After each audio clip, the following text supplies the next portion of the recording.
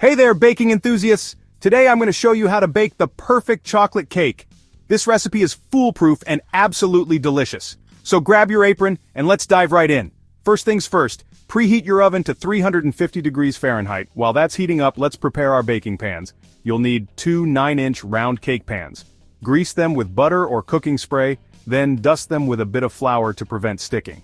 Now in a large mixing bowl, combine 2 cups of sugar, 1 3/4 cups of all-purpose flour, 3/4 cup of cocoa powder, 1 1/2 teaspoons of baking powder, 1 1/2 teaspoons of baking soda, and a teaspoon of salt.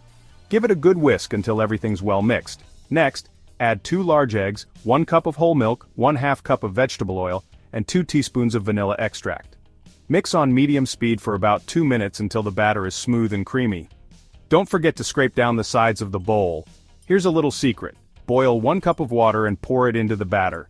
It might seem thin, but trust me, this step makes the cake extra moist and fluffy. Stir the batter gently until it's well combined. Pour the batter evenly into your prepared pans. Give them a little tap on the counter to get rid of any air bubbles. Pop them in the oven and bake for 30 to 35 minutes, or until a toothpick inserted into the center comes out clean. While the cakes are baking, let's talk frosting.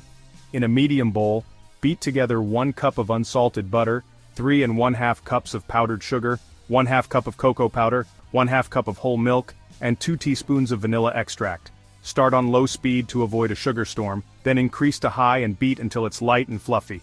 Once your cakes are out of the oven, let them cool in the pans for about 10 minutes, then turn them out onto a wire rack to cool completely.